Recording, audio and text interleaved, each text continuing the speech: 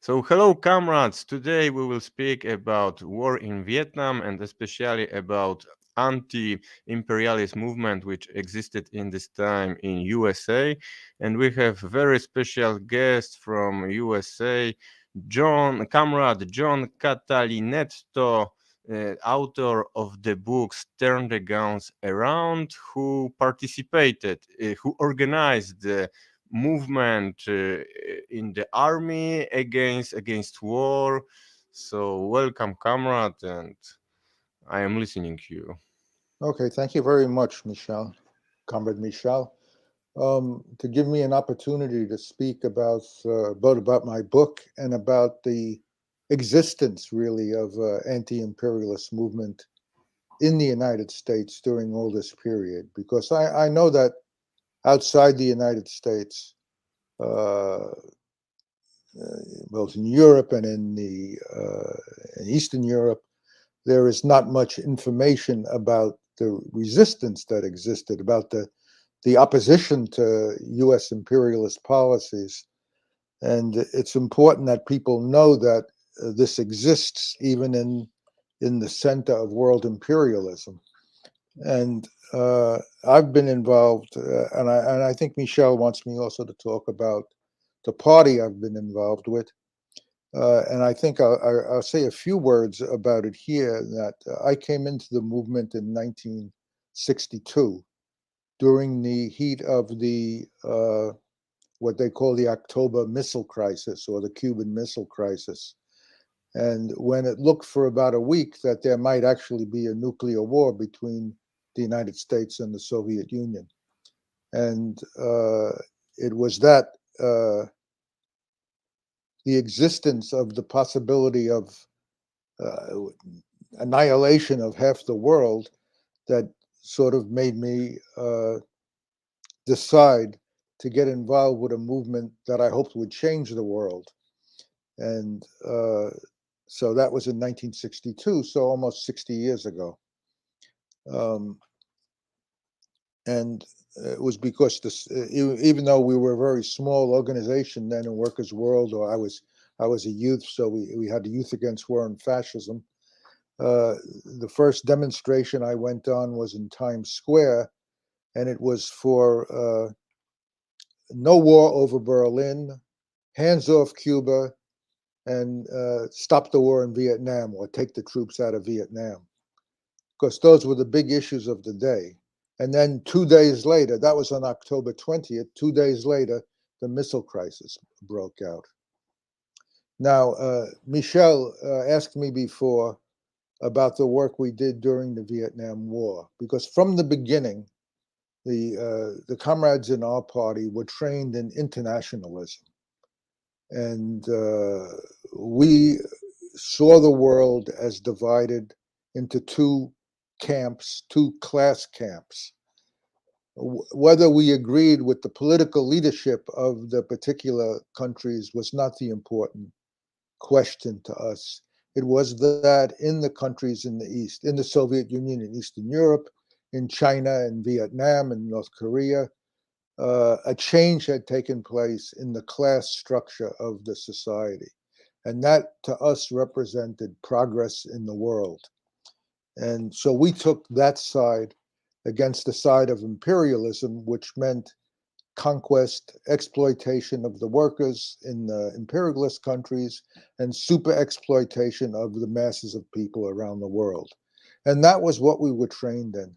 And our party members were as much involved in solidarity with the people of Vietnam or the people of Cuba or the people in Africa fighting for national liberation as we were with the struggle of the working class in the United States, or with the African American movement, which was in the early days there was a civil rights movement and there was a black liberation struggle, which were the driving forces of that were bringing young people into political activity. Now, the picture that Comrade Michel has on the screen right now is one from 1971, I think it was, or 72, um, when veterans who came back from Vietnam were asking for money and jobs, and this was a demonstration that took place in Chicago at the time. But the work that was sort of the end product of work that had begun in 1966, 1967, 1968, when some of the young people who were conscripted into the army, it was a conscription army then, that is, we called it a draft here in the United States. All young men had to serve, do military service, and it was part of your life. And there was conscription in most of Europe at that time too. And uh, once the war started in Vietnam, the young people knew that they faced not only going into the military, but going into a war zone. And a lot of them didn't want to do that for good personal reasons. Now, what Michelle is flashing on the screen, this here, you can leave it on a minute now. This was a newspaper that the organization that we started because we made contact with uh, people who had gone into the military. We didn't send our own people in, but people went in who were opposed to the war, one or two people, and they began to struggle against the officers, against the war. They began to educate other GIs. At the same time, the first wave of a few 100,000 troops that had gone to Vietnam, spent a year there, were coming home and going on the bases and telling the young recruits what they faced in Vietnam, which was not very pleasant. It was pretty horrible. I mean, it was a risk to their own lives, and it meant you had to kill Vietnamese people. And so a resistance began to grow within the U.S. military. This was the newspaper that we started publishing 1967, 68. This issue is from, I think, August or September 1969. And already in the 2 years since we started the American Servicemen's Union, so that was, this was about less than 2 years later, there was big struggles going on. In Hawaii, in the church, there was 35, it says 24 here, but it grew bigger, GIs, airmen, some sailors, but mostly soldiers and Marines who had taken refuge in a church in Oahu, the main city in Hawaii. And they were striking against the war. And that was one struggle that was going on. At the same time, it says Black Marines rebel at Kaneohe. Kaneohe was the Marine Air Station not far from Oahu, on the main island, the not the big island, but the central populated island of Hawaii called Oahu. And Kaneohe was a Marine Corps air station, and there the Black liberation struggle had an impact on the Black Marines, and they rebelled against racist treatment. And that was going on at the same time as the servicemen were in the church just 30 miles away. Then under the name of the newspaper, the Bond, it says ASU and massive campaign to free Fort Dix 38. Fort Dix 38 was soldiers who were in the Fort Dix stockade. Stockade is the military prison. And they had revolted. They made a rebellion in the prison in June. They burned half the prison down. And we had some of our members of the American Servicemen's Union in there. And they were facing long jail sentences. Actually, our main organizers were able to be acquitted at the trial. It was possible to fight these court-martials to get legal representation. I mean, it wasn't summary decisions by the officers in the courts. They had to go through the process of a trial at the time. See, you have to realize that there was a lot of controversy in the United States about the Vietnam War also within the ruling class, about how to carry out the war, whether this was a wise thing to do. So it gave an opening for left organizations and for resistance, even within the army.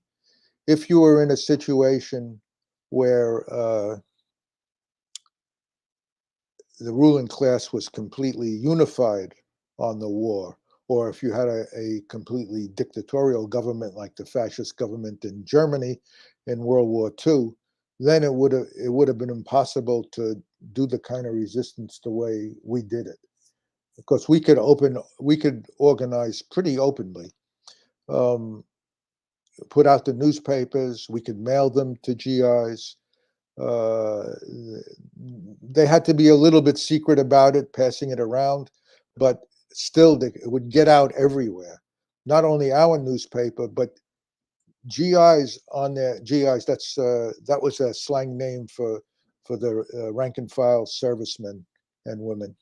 Um, and it came from before World War II. I think they started using it. It was for general issue GIs, and it became a name that was used for U.S. American servicemen all over the world by the end of World War II. So that was just the name that we called it. But there were newspapers, hundreds of them. The soldiers themselves would start finding a way to put them out on their bases. If they had an office, if they had a mimeograph machine, which is sort of a rudimentary printer, they would put out their own newspapers. Maybe they'd only put out 5 or 6 editions, but it would be out on hundreds of bases throughout the world. So this became a really big movement, and it contributed to the end of the war, because within the military officials, uh, they realized that the army was falling apart, had the risk of falling apart. If they were to continue to expand the war in Vietnam, they ran the risk that the military would collapse from within. Soldiers were killing their officers, uh, rolling in fragmentation grenades. The new word developed. In English, we make a verb out of everything. Fragging. To frag was to roll a fragmentation grenade into the lieutenant or captain's tent and blow him up. And, a couple of hundred people got fragged in 1970, 1971. Anyway, all this was going on. The picture, by the way, the picture on here that Michel has now is from 1964, right after the Bay of Tonkin incident, which was what the U.S. government used as a pretext to expand the war. Before that, before August 1964, the United States had what they called advisors in Vietnam. So they had only, I don't know, at that time, 15, 20,000 uh, troops who trained troops from the South Vietnamese army, from the puppet army. And they were involved in combat, but they weren't mainly combat troops. But there was a pretext. The Lyndon Johnson government claimed that North Vietnamese patrol boats fired on a couple of U.S. warships in the Bay of Tonkin, which is off Vietnam, and used that to pass a resolution in Congress to allow the president to expand the war. And we realized right away that this was a phony pretext, just like the German Nazi army used in 1939 in Poland, claiming that the Polish forces started the war against Germany. But which only comes to my mind now because I'm talking to Michel. Yes, maybe I will explain what is Yeah, go ahead. that in the after First World War, when Polish became independent, there was the question of the Upper Silesia. That Upper Silesia was a region where there was the Polish people, German people, and also the Czech people. And the decision of the Congress of Versailles was that there would need to be the plebiscite and decided which part decide to which state. But because the Germans started to take people from Germany to go to the Silesia to vote that for Germany. The Poland they organized three insurrection. So it was first insurrection, second, third one, and after this insurrection, the border between Poland and Germany in the Silesia was very, very complicated. It was like this, that there was the tramway who passed par Poland, Germany, Poland, because the Silesia, it is a place where is a lot of small cities, but it is a very important region for the industry. And it was one city named Gliwice, surrounded by the Polish cities, and the information which the Germany give to the German citizens in 1st September 39 was that the Polish attacked the radio station in Gliwice. And it was the pretext in first days, it was the pretext that it is Polish the aggressor. Of course, after when Poland was defeated, everybody forget it about it. But it was one of the most famous war propaganda, how the imperialist states want to present themselves like a victim, not like an aggressor, and they search all the time stuff like this. Hmm. Okay, thank you, Michel, for that history lesson. I know that. I mean, unless people don't study history very much in the United States, at least in a careful way. The youth aren't taught deep stuff about history, and you might not know that the German border at that time was all the way to what is now Kaliningrad, and was a big chunk of what's now Poland was considered East Prussia or Silesia, as Michel mentioned. Then there were a lot of German-speaking people living in that area, but the farmers were mostly Polish, and and a lot of the population was Polish. But that was considered Germany, and they lost.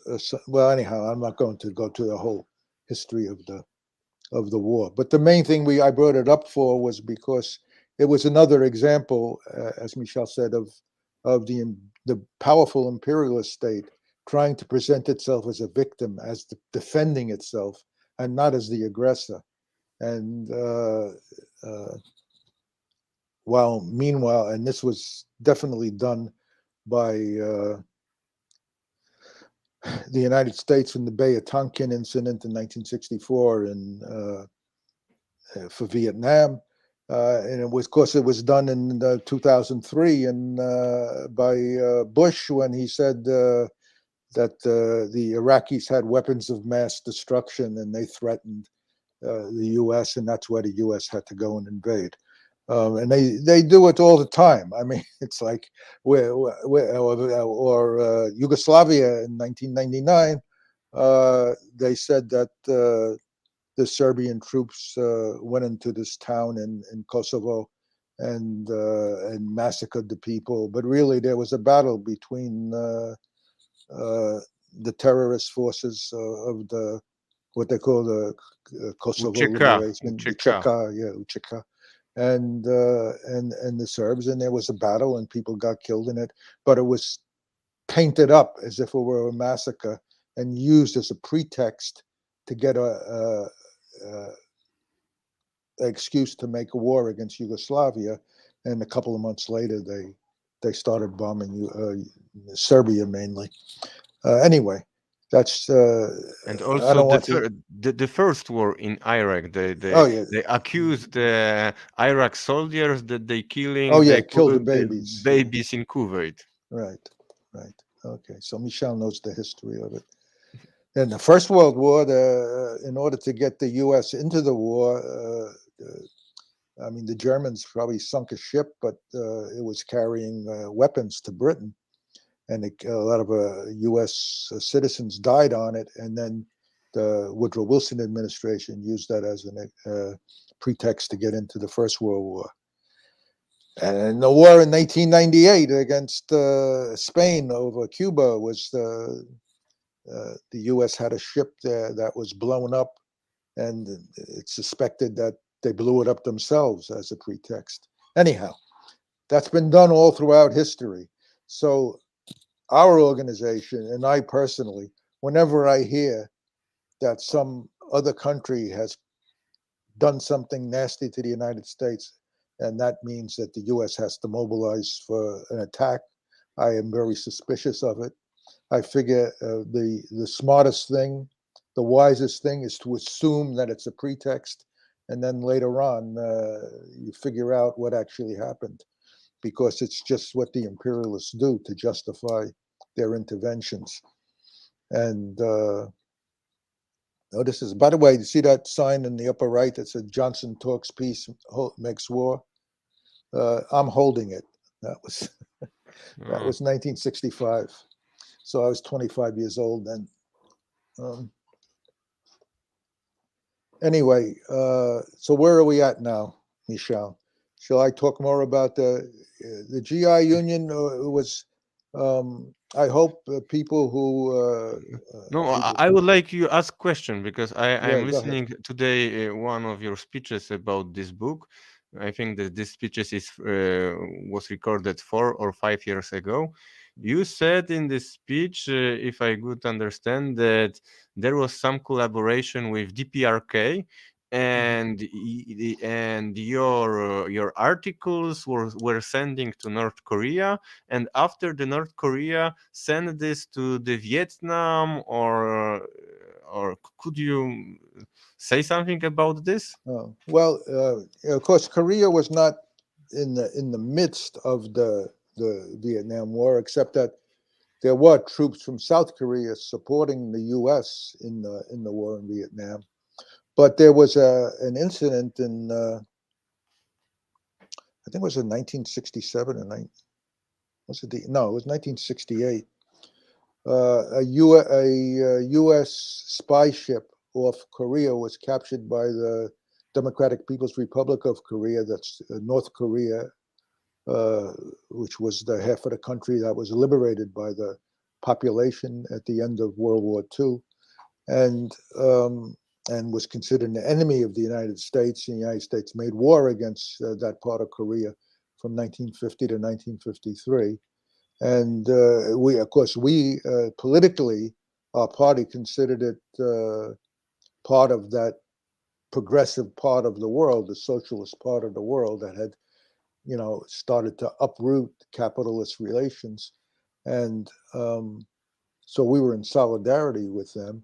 And some of our uh, GIs and veterans who had come out made political speeches directed at GIs that were broadcast in Korea and broadcast by the North Koreans, and they would have reached GIs. There was about 50,000 U.S. troops stationed in Korea. I think that I don't know what the number is anymore. It always changes, but there were a lot of U.S. troops stationed in South Korea at that time. So they heard anti-war GIs or anti-war veterans making political talks about about the Korean situation as well as about the Vietnam War. So that was what you probably heard in the speech. I might have mentioned that. So there was collaboration that way. The veteran, the GI who founded the union, I think he even traveled to Korea at that time. at one time. And anyhow, he used to make broadcasts too. He and another one of the other guys did it, um, and we would write about it. But most of the attention was being paid to the Vietnam War. What Michel has on now, this is a demonstration from October 1967. It was right after we learned that Che Guevara had been murdered in Bolivia, where he was leading trying to start an insurrection, but he was captured and then he was killed by the Bolivian army at the orders of the United States. And there was a demonstration in Washington against the Vietnam War, which was it was the first demonstration of that period, the first mass demonstration that looked at it from the point of view of resistance, as opposed to just making a plea to the government to stop the war. So it was like a change in the mood of the young people. They were more willing to go out and fight. At that time, there was a lot of people arrested who were, because the demonstration was at the Pentagon. But you can see that besides the signs about the war, don't fight Wall Street's war, bring the GIs home now. There's a sign that you can't read, you can only read half of it, but it said "Avenge Che Guevara, who had been murdered," because a lot of the young people were sympathetic with the very rebellious and revolutionary leaders of the Cuban Revolution, and so that started to show a change in the mood of the youth in the United States to not just go out and make a show of protesting the war, but to actually be in combat. And, there was tear gas and fighting with the police and stuff like that that went on that night. I would like to say that there was a story, the Bruno Drwęski, which I I think know him. you know him. Yeah. He said a story that the guy who killed Che Guevara a few years ago, he was ill. He was cataracta in his eyes, and the Cuban The medicines Cuban doctors. doctors in in Bolivia, they help him, and because of the Cuban doctors, now he all the time he can see. And when he understand that these Cuban doctors, it was invented by the Che Guevara, who was a doctor, and was one of the important person who organized this healthcare system in Cuba, he was very very ashamed that when he was young, he killed Che Guevara, and he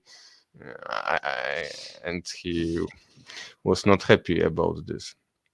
Right. I hear this story for the first time from you, Michel. I'd like to get information about it. I certainly want to get information about the Polish soldier who deserted, because we would put it in our newspaper, and we will and I would put it on my Facebook. Although that doesn't mean much, but putting it in our newspaper would get it out. It's important. I particularly like to give any publicity to soldiers who are in imperialist armies or are in armies who are serving imperialism, which is more what he was, and who resist or desert or do something like that. It's a good example for others to follow. I don't know that there's anything like a possibility of a mass movement like there was during the Vietnam War or at the end of World War One, or even end of World War Two.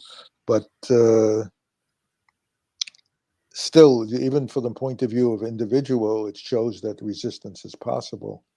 It's a very interesting story about the Bolivian. Um, I know that the Cuban doctors would, somebody comes with an eye problem, they try to fix the eye problem. That's what they do as doctors, and they're not going to investigate his history. And if that had an impact on him of changing his attitude and making him understand that it was the revolution that Che Guevara made possible, that in turn trained hundreds of thousands of doctors who, because this revolution took place and created a country where the goal of all the productive forces is not profit, but to serve humanity, that doctors are going around the world from Cuba and helping where in places where it's very hard to get medical help, especially for the poor. And this is why he wound up being able to see that that the that the military apparatus that made him and sent him out to kill Che Guevara and to fight against the indigenous people and the peasants was did not help him at this time in his life, but a Cuban doctor did, and that changed his mind about it. That's something people should know about it. I should write to Bruno and see where he got that information from because I'd like to tell that story too. Um, I would like to present this guy, Emil Czeczko, because in Poland everybody know him, but the other people who will listening don't know what is who is this. So he was a soldier of the Polish army, and he stationed. He was in the border with Belarus. with Uh, Belarus, with Belarus, and from August 2020, there was a migrant crisis in the border Polish and Belarus, and Poland concentrated there 50,000 soldiers and also started to build this wall, which you see now. And after a few weeks, because in the beginning a lot of journalists, a lot of volunteers came there to help the migrants, to give them eat, give them water, the clothes, something like this. The Polish authority decided that the 5 kilometers in the east from the border, or in the west from the border, is the military zone, and nobody can go there. So there are no journalists, no. It is treated like a territory of the war, and he was there, and 2 weeks ago he crossed the Polish Belarusian border. He go to Belarus and demanded the political asylum. He make few interviews. He said why he fled Poland. He said that the Polish soldiers are killed the migrants there, and also he was witness of two murders of the volunteers who wanted to help the migrants. So already Belarus is starting to make investigation about this and will accuse Poland in the United Nations that Poland make a genocide there. But in Poland they started to destroy this guy. Now he is accused. He was sentenced a few days ago that he beat her mother. They starting to say that he was alcoholic, that he was driving a car. So they are creating this story, and now we try to understand how it is possible that this bad guy was in the Polish army, because all the mhm. time they present Polish army like a good guy, and now when he go to Belarus, they said no, he was addict guy, narcotic, beating mother, everything like this. I think that this guy deserve the solidarity from especially from Polish people. because he said that he don't want participate in this very brutal things which is in the Polish Belarusian border, because it is the question that the now there are the winter there, and these people are frozen to the death. They are, it's very very ugly situation. And the most important thing is that they don't want to go to Poland. They want to go to Germany. Yeah. Only want to cross the Polish border, go to Germany, and that's all. But the Poland use this theater, because it is to say that we are attacked by the Russians, by the Belarusians, by the Putin, and they are using this to organize the military propaganda against Russia, to support NATO, to support the military things which Poland have to buy. Recently, Poland buy 300 armored vehicle from the USA because of that. And I think that people who are interested about the uh, soldiers who are deserters, they have to interesting about Emil Czeczko before the Polish media will destroy him totally, because every day they try to accuse him something new. Hmm. Okay, I mean, we understand that that happens here too. And do you have what do you have? The thing is, I don't read Polish, so if there's material you have in almost anything else, um, although nowadays you can automatically translate a lot of stuff. So No, to find information about him, you will not find in Polish language, but you oh, can find in Belta News. Belta, it is state-owned television media of Belarus, and it's in English. In mm, English, every day they inform about the case of the Emil Czeczko, and it's the better source, because the Belarusian journalists speak with him every day, mhm, and it's the better source about this. And in Poland, it is if you are defending, if you are not propagate this Polish propaganda against Belarus, already they accuse you that you are a Russian spy. For example, um, I invite in this channel Mateusz Piskorski. He was accused that he is Russian spy, and he was in Polish prison 3 years, from 2016 until 2019. 3 years without. And because he was accused that he is a spy, he was not any laws, mm, and all the time the case is not closed. So he can't traveling.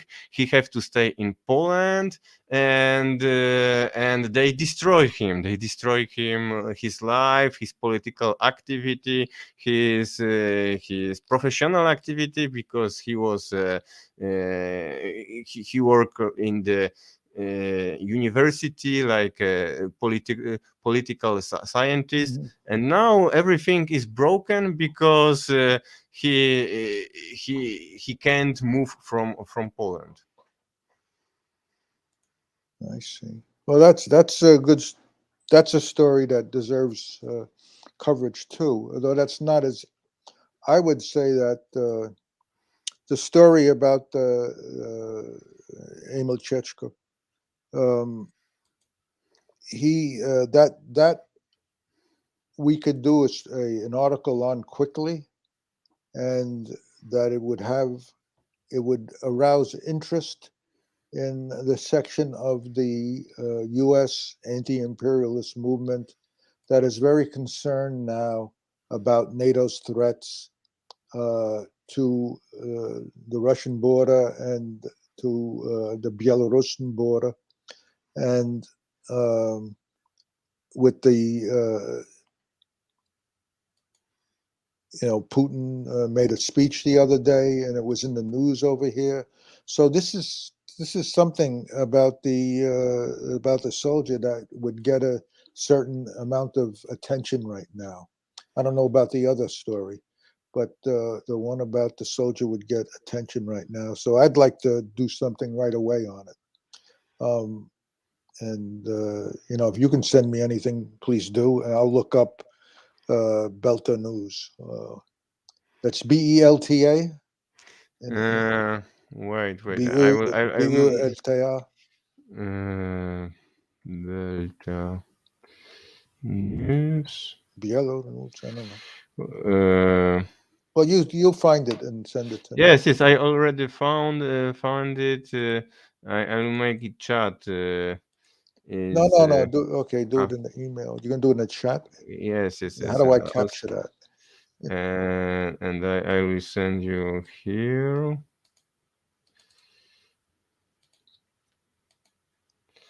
So already I send Okay. you this, and in this channel there are a lot of information about him. Could you say? Have you Hmm? tried to interview him? Have you interviewed him? No, it is not possible. So already I am not living in Poland. I am living in France, and No, no, but I don't mean you're in the same room with him. Like you're mm, interviewing me. Can you talk to him on the I phone? will. Is very fresh fresh things. It was, I don't know, 2 weeks ago, but of Ah, course okay. when it will be possible, I'm glad. Also, I can be in the same situation like him, because now I'm waiting. I was arrested by Polish secret service on 7th July. When I was in Poland, I was arrested, and I am accused for two things. I can go to prison for 4 years. I am accused for the propagation of the totalitarian communist society. It is 2 years, and I am also accused that I wanted to destroy the monument of Roman Dmowski. Roman Dmowski is a Polish fascist in the time before Second World War. He was anti-Semite, and I said that it is the shame for the Warsaw that in Warsaw, where thousands of Jews were killed, we have a monument of Roman Dmowski, anti-Semite. So I sing a song about destroying the monument of Roman Dmowski, and for this also I can go to prison for 2 years. So Well, when you should get a medal for that. I know, I am proud about this, and of course, it is the problem that when they ask me if you did it, I said yes, I did it. Oh, And in the law is it's if you want to destroy the monument, you can go uh, to prison. So maybe I also have to go to Belarus and demand the political asylum. So I will be friend of the Emil Czechko. That we have to in Poland. There is the totalitarian society, and we have to go out from Poland. yeah. Uh, Could you get asylum in Germany?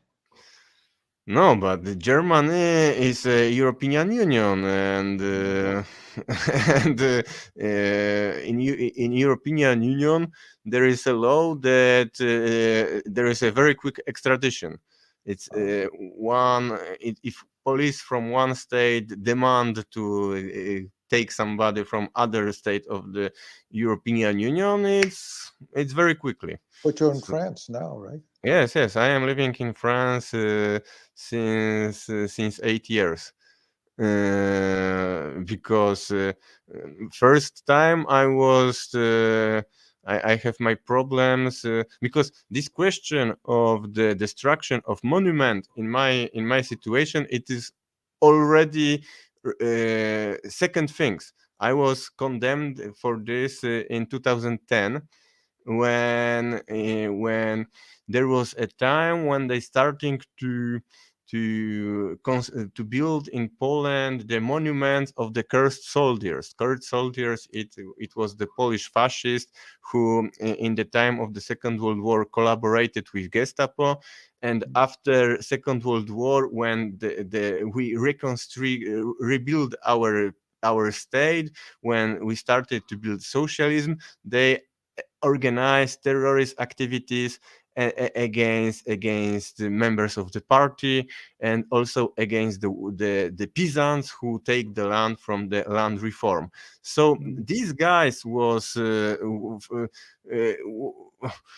these ugly guys, nobody remember about them.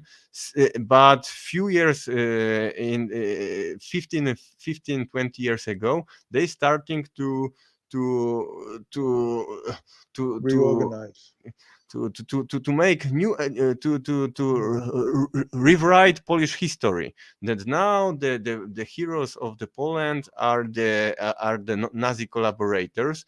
They starting they in the same time they are destroying the monuments of the Polish workers, Polish socialists, the monuments of the Soviet army which liberated Poland, and in the same places they are make monuments of the cursed soldiers. So long years ago, our me and our comrades, we tried to make something about against these monuments, and I was sentenced for 100 days with possibility for paying. So I was not in prison, but in my papers was written that I am criminal. So I have problem with found job in Poland, and it was why I emigrated to France, and where nobody asked me. Here I am the physical worker, and nobody asked me about my political views. If I am working, everything is good. Okay. So, Okay. so could you say Well, something about your party? yeah. Well, what we're doing now, you mean, or what we've done historically? Well, I kind of Uh, told you what we did historically with regard to the Vietnam War, everything, because I and I I, I watch your medias, your YouTube channel, your city internet. I saw that you have a lot of interesting books. So I want to know more.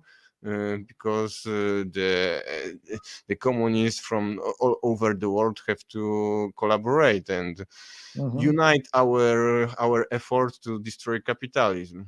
hmm well, I agree with that, and but it's hard to go over a history of 63, 64 years we've existed. 60, what is it? 62, 63. Anyway, um, uh, we were we were a small party during most of this period that you have the photographs on. Just at most, hundreds, maybe a few thousand people at the most. And of course, just like all the communists in the world, it was difficult after the collapse of the Soviet Union in 1990, 1989, 1991. Um, it was it was hard for the movements to survive, but we were able to do it. And even since that time, since those difficult times, we played an important role in the anti-war movement in the United States and in building solidarity with the Black Liberation Movement. Those were probably the places where we had the most influence. Also, in solidarity with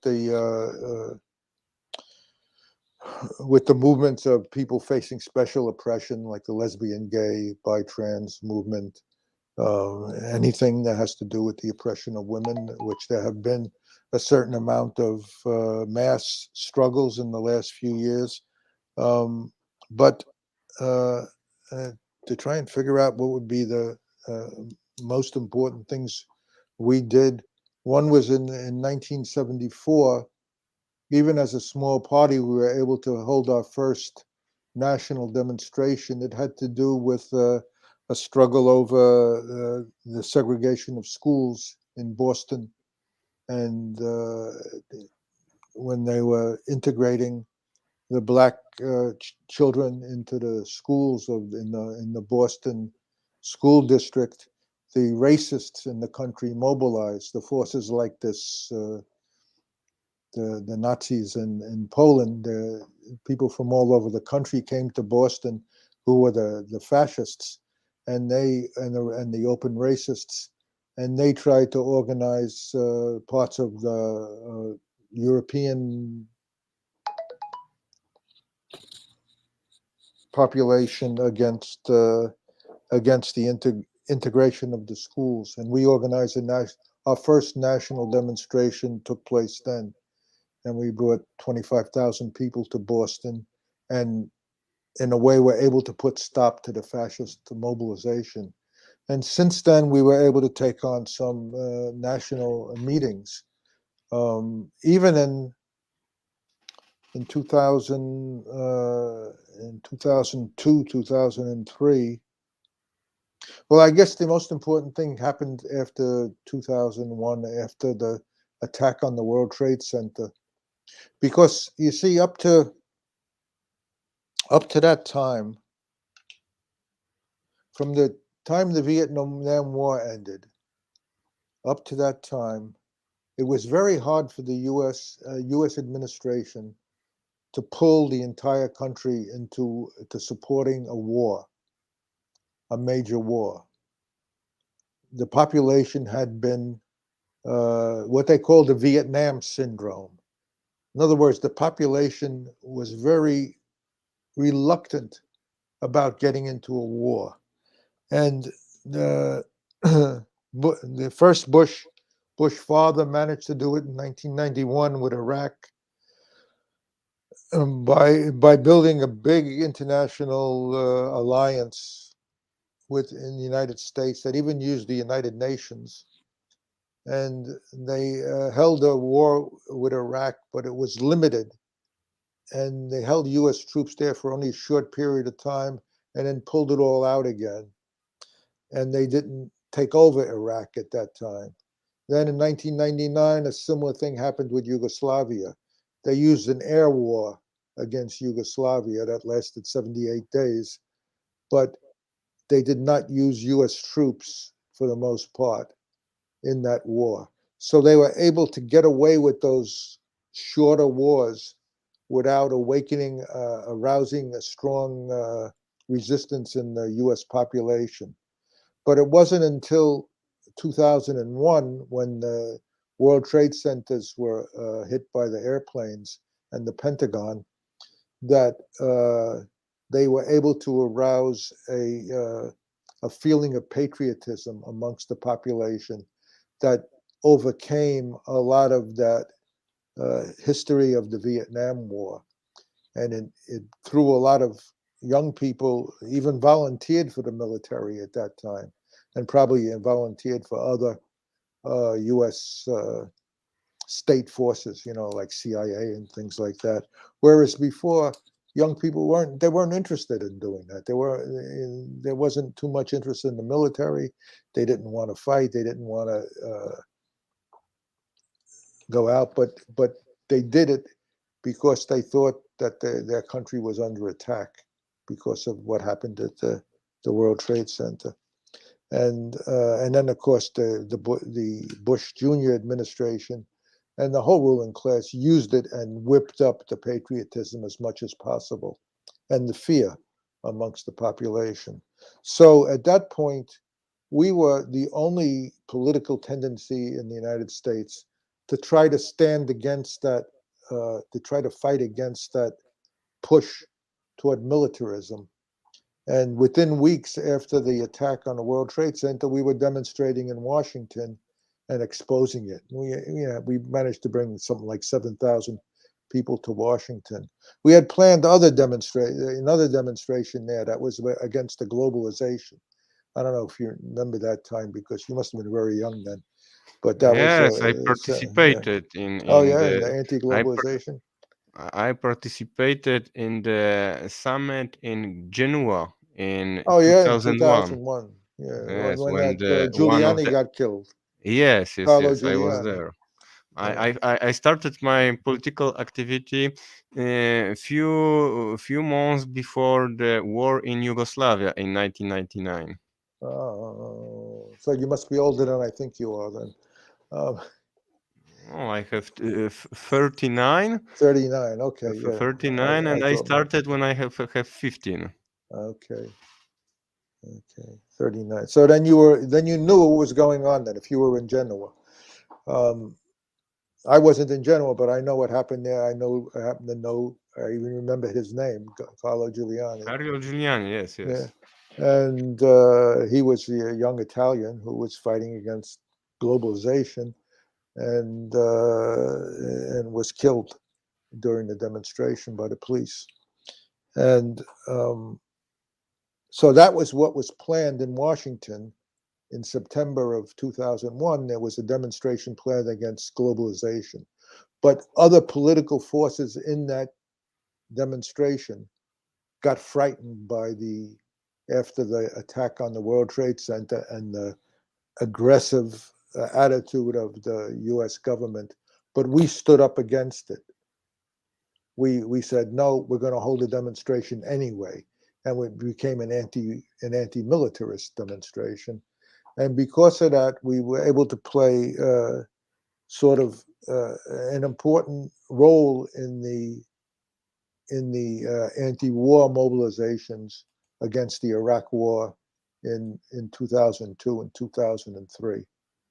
And whereas it would have been more likely that social democratic forces and pacifist forces would have led these struggles. At that point, you had an anti-imperialist organization, our organization, able to have a big influence on the demonstrations, and it made them a bit more combative, and we had a role to play. And it's really how I met all these people like Bruno Drevsky and the people in Europe who were also mobilizing against the war. Because I was there was a social forum in Paris in 2000, or maybe it was a European social forum in Paris in 2003 that I participated in and met a lot of people who were involved at that time from all those movements. There is a Um, question from Comrade Philip. Could John explain the difference between the struggle of resistance in the army and the anti-war peace movement? okay. Well, this is going back to the Vietnam War. I wouldn't say the difference. There was a pacifist anti-war movement, and which opposed the war in Vietnam and wanted it to end. And it included people who were not against U.S. imperialism but just wanted peace, and it had others who were a more revolutionary wing, which were in solidarity with the National Liberation Front of Vietnam. But the majority of the movement was simply wanting peace. So it was, say, pacifist and social democratic. The anti-war movement within the military was sort of automatically uh, anti-imperialist. Maybe it wasn't always revolutionary, but it would any GIs who either deserted, refused to fight, organized, organized their unit to refuse to go out into battle, what's was making a material contribution to the battle against U.S. imperialism, and also they were armed, and it so that was, if you want to talk about a difference, that was a difference. The GIs tended to get radicalized very quickly because for them everything was a question of life and death. They faced their own death, besides having to shoot the Vietnamese, which a lot of them didn't want to do. But they did not want to be put in a position where they had to do that to save their lives. And they also did not want to go into war. It was very unpleasant to go into a war situation. They wanted to live, and they didn't understand, and with good reason, they couldn't understand why the United States was sending people 7,000 miles away, allegedly to defend their country. No, that wasn't true. That was part of the conquest of imperialism of the world. So, in that sense, there was a difference. Um, Now, sometimes it was said that the peace movement was hostile to the GIs, but that was very, very rare. Both the pacifist movement and the revolutionary wing of the movement looked upon the rank and file GIs as our class brothers, and to the extent that there were women in their class brothers and sisters who were what you wanted to do. Like we said, big firms get rich, GIs die. Wall Street profits, GIs die. We saw a class conflict between the rank and file GIs and the interest of Wall Street, the big banks, and the corporations that make up imperialism, and the interest in conquering part of the world and in fighting against the socialist part of the world. For us, that was our side. But for the GI, we considered the GIs people we wanted to get friendly with. I mean, of course, not all of them. A lot of the GI, like in every situation, a section of even of the masses are captured by imperialist propaganda, and the U.S. has an enormous propaganda machine that second to none. Even if it's military, can't win wars very effectively these days. It has Hollywood television, which has really penetrated all over the world and gives a presentation of life in the United States and imposes its propaganda and ideas on the rest of the world, and that includes a section of the masses, which would include people in the military. So you had soldiers who wanted to go and kill Vietnamese, and you had soldiers who wanted to be in solidarity with the Vietnamese. And we were trying to reach them and give them as much support as possible. That is, the soldiers who wanted to show solidarity, or at least who would not participate in the murder, in the genocide of the Vietnamese people. And so I'm not sure exactly what Philip was interested in the question, but I think I've given you some kind of answer on this. There was, they made a movie. Speaking of Hollywood, they made that movie with Tom Hanks, Forrest Gump. Forrest Gump, right? Forrest Gump. And they make a big deal about some anti-war guy who's present. He's a villain in the movie. He's like a bad guy. He's an anti-war organizer, uh, uh, and he spits on. He has the people spit on the GIs and he insults them. Very, I never saw any of that, and um, even those who were hostile wouldn't do that. And everybody knew at a certain point that there were a lot of GIs who did not want to fight in this war, even if there were others who committed war crimes, and sometimes they admitted it. There's a movie, a documentary about I think called Winter Soldier, where soldiers will admit to committing war crimes and they're feeling guilty about it, like the Bolivian soldier who killed Che Guevara.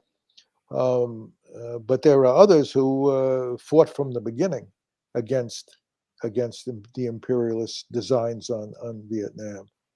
And we gave concrete support as much as possible to those who were organizing, and to the others, we tried to tell them that they're fighting on the wrong side in the wrong war. And but we did not treat them with disrespect, and the only time we would fight with them is if we had to defend ourselves. That was so. That's about it. We've been talking an hour now, so maybe that's. You don't have time? I have well, I have some time, but Okay, because so 10 minutes, 15, yeah, 20, yeah, how 10, long? another 10 minutes. Okay, that's Okay, fine. so I will ask you two historic question. Okay. First question: how you will see your activity comparing in the situation in the French army in the time of the Commune de Paris and the Russian army in the time of the October Revolution? And second question: what do you think about Thomas Sankara, and do you think that in today in the American army there are the people like Thomas Sankara, the Marxists who are, I don't know, take a power and using this military power to change the society to the socialist direction? Okay. Yeah, I see what you're getting at, and actually, you're talking really about my book. And in my book, Turn the Guns Around, which I didn't talk about today as much as I thought I would.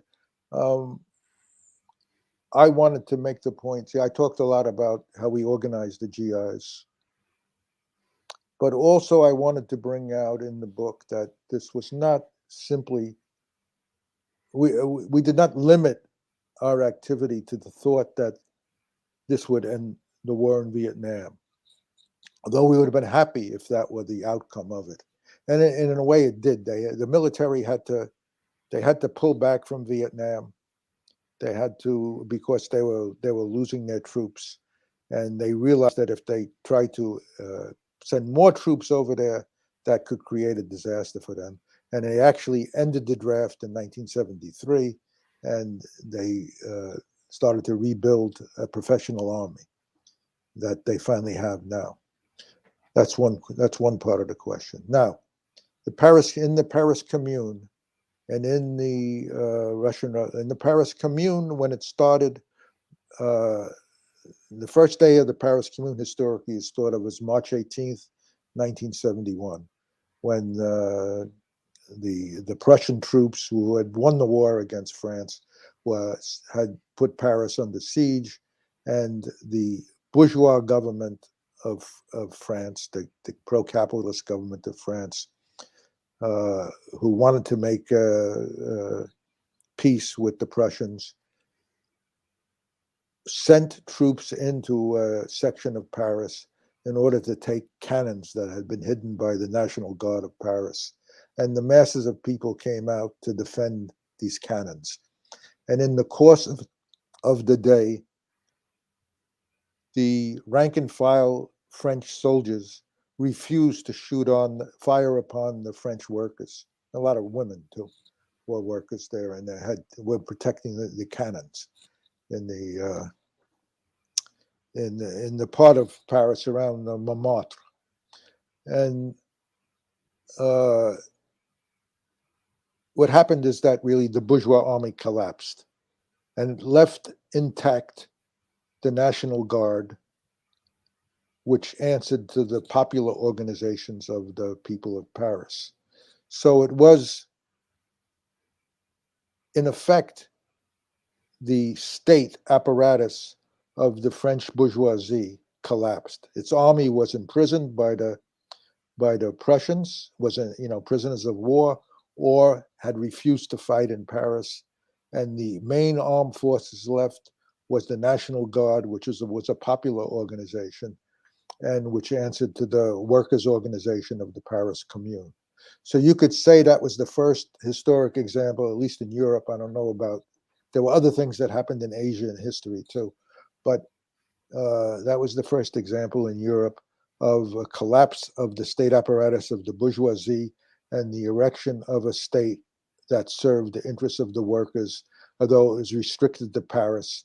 So the Paris Commune became this important lesson for the world communist movement that it was possible to make a revolution, but it was possible to do it only by smashing the old state and erecting a state that answered to the working class.